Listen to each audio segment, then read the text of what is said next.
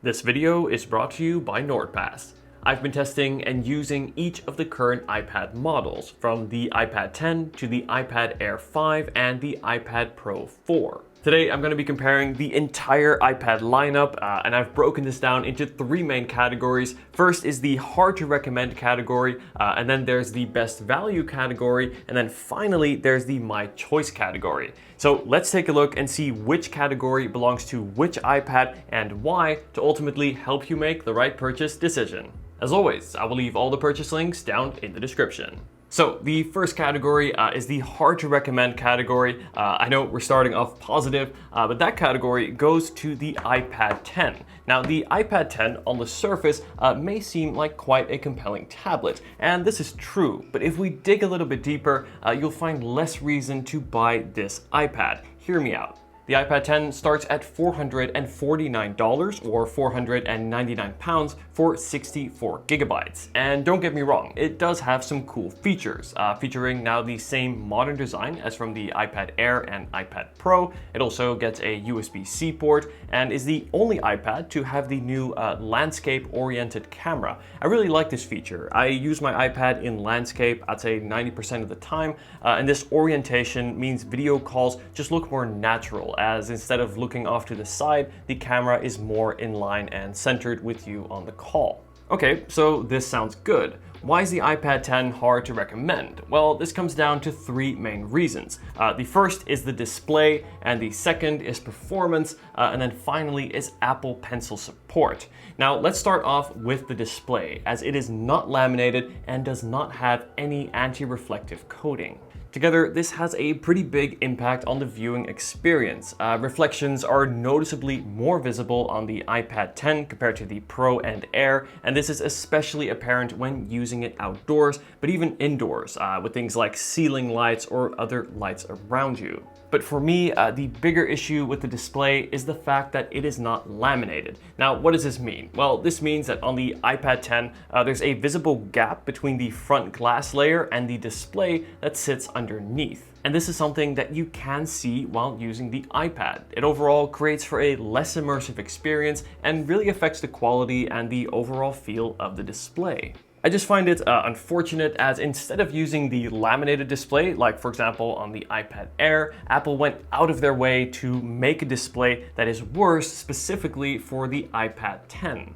Additionally, while both the iPad 10 and iPad Air have the same 500 nits of brightness, the lack of the anti-reflective coating and not being laminated makes the display on the iPad 10 appear less bright. Again, especially when you're using it outdoors. All of this is not to say that the display on the iPad 10 is bad. It's not. But it is just much better compared to the iPad Air and iPad Pros. Now, the second reason the iPad 10 is hard to recommend is performance. The iPad 10 features Apple's A14 Bionic chip, and this is the same chip as from the iPhone 12. This makes it a almost 3-year-old chip. And what does this mean? Well, this means it won't last as long. I would expect the iPad 10 to get anywhere from 3 to 4 years of software support at the most. Now, compare this to the iPad Air, which has the vastly superior desktop class M1 chip. I would expect this processor to get anywhere from 5 to even 6 years of software support. And this ultimately means that the iPad 10 won't last nearly as long as compared to the iPad Air and iPad Pro. Now, the third reason the iPad 10 is hard to recommend is Apple Pencil support. The iPad 10 only supports the first generation Apple Pencil, unlike the iPad Air and iPad Pro, which support the newer second gen Pencil, which can be attached to the side of the iPad to charge. Now, I don't actually have the first generation Apple Pencil, and there's a few reasons for this, but the first is that it was really complicated to charge, and this is even more so the case on the iPad 10, as it now features USB-C, and this means that to charge your Apple Pencil first generation, you not only need to use an adapter, but also a cable, and this is just a really unintuitive way to charge the Apple Pencil, and frankly, I'd expect better from Apple. And this is where, again, if you're gonna use the Apple Pencil, the iPad Air or the Pro will be a much better option, as it just easily stores and charges right on the side of the tablet.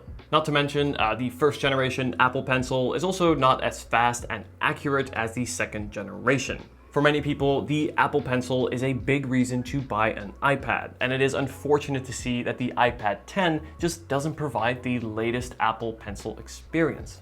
While the iPad 10 is $150 cheaper compared to the iPad Air 5, for that $150 price difference, you do sacrifice a lot in terms of the display, performance, longevity, and Apple Pencil support. And this is why, ultimately, the iPad 10 is hard to recommend. I'd say if you have the cash, go for the iPad Air 5 instead. And then if you are looking for a more budget iPad, Apple still sells the iPad 9, which yes, does feature the older design, but at $329, it is hard to beat from a budget perspective. No matter which iPad you choose, chances are you're going to be using it to browse the web, and for that, it is essential to protect your online accounts with strong and unique passwords, especially if you run a business. It is not safe to reuse the same password across different accounts, but at the same time, it's also impossible to remember dozens of unique passwords. So what's the solution? Well, this is where NordPass comes in. A password manager that works across all desktop and mobile platforms to keep your online accounts secure. NordPass lets you secure your usernames, passwords, credit cards, and even secure notes, all protected by one master password and biometric authentication using the latest encryption standard. And if you work in a team, NordPass lets you share sensitive account details directly with other team members in a safe way, as opposed to sharing passwords directly in messaging apps. Please don't do this. Team members can then be granted access to company logins and can be instantly added or removed. My favorite feature is that NordPass will automatically scan for data breaches and notify you if any of your information got leaked for that extra peace of mind. If you're interested in trying NordPass for your business, then be sure to click my link in the description and use code DionBusiness to see NordPass in action with a free 3-month trial. When we talked about the iPad 10, I often drew comparisons to the iPad Air 5, and there's good reason for this. I think the iPad Air 5 offers a lot for the money, and this makes it the best value option of the current iPad lineup, starting at $599 or £649 for 64 gigabytes. Now, my only gripe with the iPad Air is that it still starts at 64 gigabytes, unlike the iPad Pro, which will come in at double that, 128 gigabytes. Now, is 64 gigabytes doable? Yes, considering cloud storage, and many people use iPads for content consumption, but if you are going to use it for content creation, 64 gigabytes will fill up fast. Aside from that, the iPad Air 5 has a laminated display with the anti-reflective coating. And overall, this creates for a much more enjoyable and immersive user experience, whether you are reading text, watching videos, or playing games. It also has thinner bezels compared to the iPad 10, which I think is a nice touch, and uses the same Touch ID as on the iPad 10, which is equally fast and reliable here. And just quickly to touch on battery life, I would say the battery life in terms of screen on time is roughly the same across all the different iPads, getting me around 8 to 10 hours of screen on time, which means the iPad can easily last 2 days, and I think 3 days for many as well. Now, the iPad Air 5 features Apple's M1 chip, which is a desktop class processor, which is a big upgrade compared to the iPhone processor that you'll find in the iPad 10. And as a result, iPadOS runs incredibly well. Apps launch nearly instantly, and switching between apps is seamless, and apps also stay open very long in the background. Even when running multiple apps at a time, there is no lag or stutter. And this, I would say, is a fantastic feature. I love to have a document open to take notes, whilst I have a Safari window or a YouTube video open in the background. Makes the iPad much more of a computer rather than a larger iPhone. When it comes to the Apple Pencil, the iPad Air 5 supports the 2nd generation Apple Pencil, and I love how it magnetically attaches to the iPad, making it super easy not only to charge, but also to store. The iPad Air, while it is a bit more expensive compared to the iPad 10, it just offers a lot more for the money, bringing that much better display, more powerful processor that will also last longer, and Apple Pencil 2nd generation supports, and this makes it the best value option. And this brings us to the My Choice category, and this goes to none other than the iPad Pro 4, starting at $799 or £899 for 128 gigabytes. Now, this is double the base storage compared to what you get on the iPad Air and iPad 10. But why is this iPad my choice? Well, this really comes down to two main reasons: display and performance. So first, let's check out the display. Now, the iPad Pro has an 11-inch liquid retina display that is actually 0.1 inches bigger than on the Air and iPad 10, and also has, once again, even slightly thinner bezels. The way I see it, the thinner, the better. But more importantly, it is also a Pro Motion display with a 120Hz refresh rate, and this is double that of any other iPad. And this makes a really big difference. If you've never used a high refresh rate display, it's kind of like comparing a regular model iPhone, say the iPhone 14, to the iPhone 14 Pro. Everything you do, whether it's scrolling or switching between apps, is just extra smooth on the iPad Pro 4. Now, this is not to say that the 60Hz displays on the iPad Air and regular iPad are bad, but once you do get used to that extra smooth nature of that 120Hz refresh rate, let's just say it's hard to go back. The display on the iPad Pro is also brighter. Not only can it be used outdoors, but it can also be used in direct sun. Overall, content just looks stunning on this display. Colors are rich and text is razor sharp. The display is also really accurate, and this is especially important for video and photo editing. Overall, this is by far the best display on any iPad. Now, the iPad Pro is also the only iPad that also comes in a larger 12.9-inch version. Now, for me, I would say this is too big, but it's always good to have options.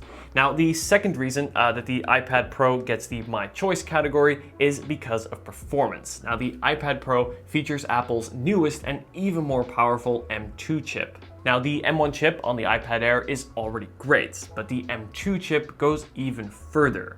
No matter how many apps or what apps I run, I could never push it to its limits, whether I'm gaming, multitasking, or video or photo editing. Speaking of which, I actually edit all of my video thumbnails in Lightroom, and I'd love to do this right on the iPad. No matter how many raw images, presets, and masks I throw at it, Lightroom runs smoothly, just like it would on my Mac. The iPad Pro also adds the new Apple Pencil Hover feature, and this is especially nice to have for drawing apps, letting you preview brush sizes before touching the display. In addition to the better display and the performance, the iPad Pro also features 4 speakers. You got 2 on each side, and this creates for louder, but also more full and immersive sound. And instead of Touch ID, it uses Face ID. I would say this works very well, though it's just not as fast as Touch ID. On the bottom, like the other iPads, the iPad Pro has that USB-C port, but the difference is on the iPad Pro, this is also Thunderbolt equipped. And this means you get even faster transfer speeds,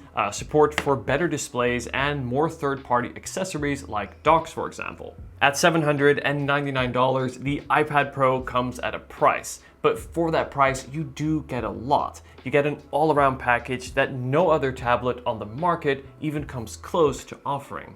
Okay, so to recap, the first category, the hard to recommend category, goes to the iPad 10.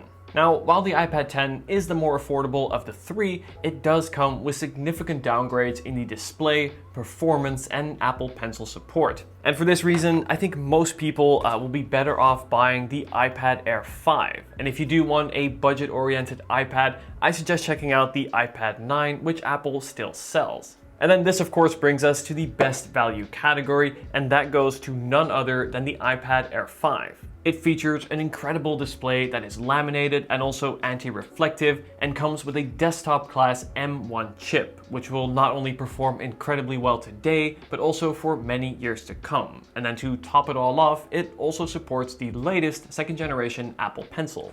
This really is the best overall iPad, offering best value for your money. And then finally is the My Choice category, and this goes to the iPad Pro 4. Packing the best of the best display with that super smooth 120Hz refresh rate that is also brighter, and also featuring the ludicrously overpowered M2 chip to run any app with ease for years and years to come. Nice features are also the better speakers, as well as the better cameras, and again, that new Apple Pencil hover feature. I'd say if you plan to use an iPad as a secondary or even primary computer, the iPad Pro is the one to get. That gives you my thoughts on the current iPad lineup. I think this is a strong lineup, but also think that the iPad Air 5 will be the best option for most. Also, if you are interested in trying NordPass for your business, be sure to click the link in the description and use code DionBusiness to see NordPass in action with a free 3-month trial. Let me know if you have any questions at all, guys. Thank you so much for watching, and I'll see you in the next video. Take care.